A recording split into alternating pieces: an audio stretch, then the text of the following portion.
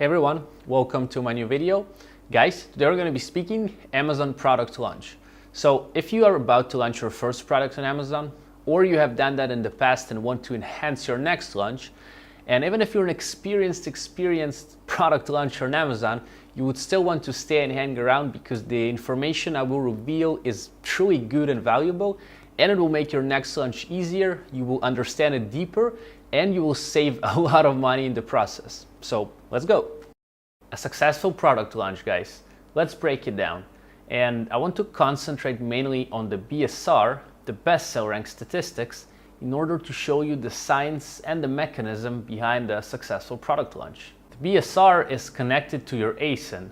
So on the ASIN level, once the statistics are clear and you have a new product, it's easier to write down better statistics, all right? Better BSR statistics in order to rank higher and to be positioned better.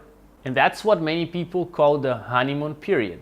The honeymoon period is a term that is used in the Amazon community to describe the initial 2 weeks or a month that your product gets a boost from Amazon. I believe that the honeymoon period is actually eternal. What? Let me explain.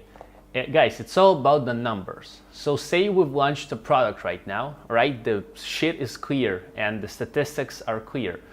And we start doing giveaways and PPC in order to rank, and we also add some external traffics, and with our efforts, our average daily BSR for 2 weeks was 5,000, all right? Say in kitchen and dining category.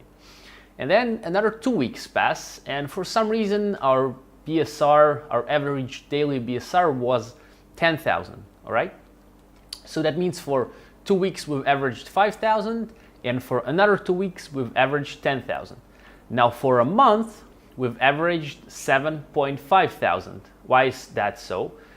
You add the 10,000, you plus the 5,000, and you divide it by 2, all right? Because the formula for sort of getting this average BSR is the daily amount of BSR divided by the days that the ASIN is live. And in this way, we can sort of understand the average BSR for this ASIN. Hey guys, welcome to my computer. And now I'm going to explain you the BSR a bit in depth so you can quite get the grasp of it. And I'm going to explain you a bit about out of stock and how it works and why it's bad and how you can, make the most out of it. If you go out of stock, at least make it easier for you to get back in stock. So again, let's start with a product. Say we're selling a kitchen knife, right? Awesome. Now, we have started this new ASIN, right? Our new ASIN is N883XDZ, all right? And it's brand new. And we're starting giveaways on our first day. All right, we have decided to give away 20 units on the kitchen knife stainless steel keyword, all right? Kitchen knife stainless steel, 20 units per day. Now, we start the giveaway and our BSR immediately drops to about 5,000, all right? Now, and we're getting this 20 units per day. It drops to 3,000 on day number 2, day number 3 is 4,000, day number 4 is 4,000, then it's 5,000 again, and we're 3,000, and 2,000 eventually on day number 7, all right? So in order to count the average sort of BSR for this week, we should add the average daily BSR and then divide it by the number of days that the ASIN is live. So 5 plus 3 plus 4 is going to be 8 plus 4 plus 4. That's 16, that's 21, that's 24, that's 26. 26 divided by 7 is, I don't know how much is that, is about 3.8, all right? So the average BSR for these days was about 3,800, all right? Now, and then we have totally sold out after this week, right? And we go out of stock. So on the day 1, our BSR is 6,000, then it drops to I mean, it goes up to 8,000, then it's on 10,000, then it goes to 20,000, then it goes to 25,000, and then on day number, what is it, 6, it's 30,000, and it goes to 35,000 on day number 7, all right? So for this week, our average BSR would be, that's 14,000 plus 10, 24, 44,000, 64, 69,000, 99,000, and then 104,000, 134,000, divided by 7, that's what, like 19,000 BSR, right? Now, just don't catch me here, but so for these 2 weeks, our average BSR is going to be 3,800 plus 19,000, right? So that averages as about, let's say, 23,000, right? So you see how strong was this out of stock on our product, that our average is now not 3,800, not even 10, it's 23,000, all right? So now you can see why out of stock is actually not something good to have, all right?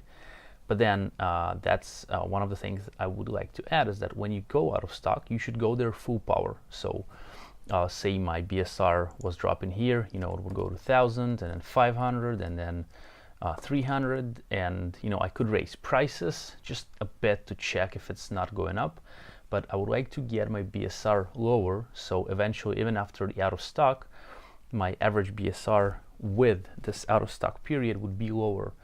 And obviously, once we get back in stock, you know, on week number 3, we want to drop the sales as low as we can, but then we're gonna, you know, get back to 5,000, 4,000, 5,000, and say 2,000 on day number 4. Then we go to 1,000, we go to 500, we go to 500 day number 6, and we go to 100 day number 7, all right?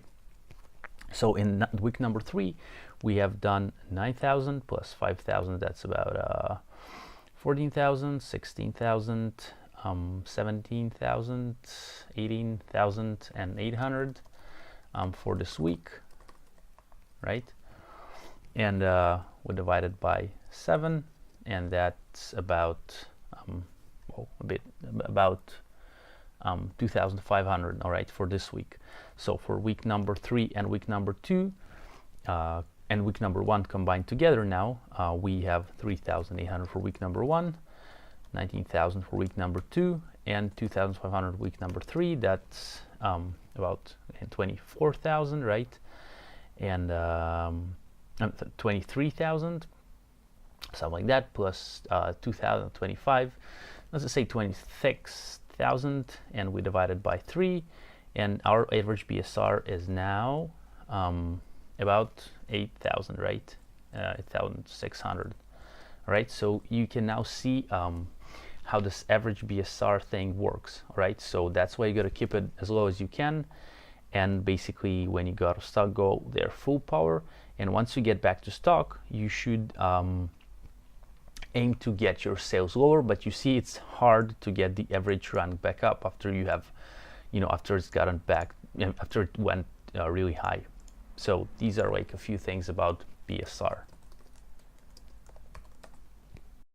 So basically, the longer you hold your statistics or your BSR statistics on a lower level, the better your rankings will be, the stronger your positions will be for the specific ASIN, and ultimately you will get more sales. Other factors that affect your launch are 1, conversion. Conversion is really important all the time, no matter if you're launching or if you're just selling a product. Obviously, you want people to get into your listing and to buy.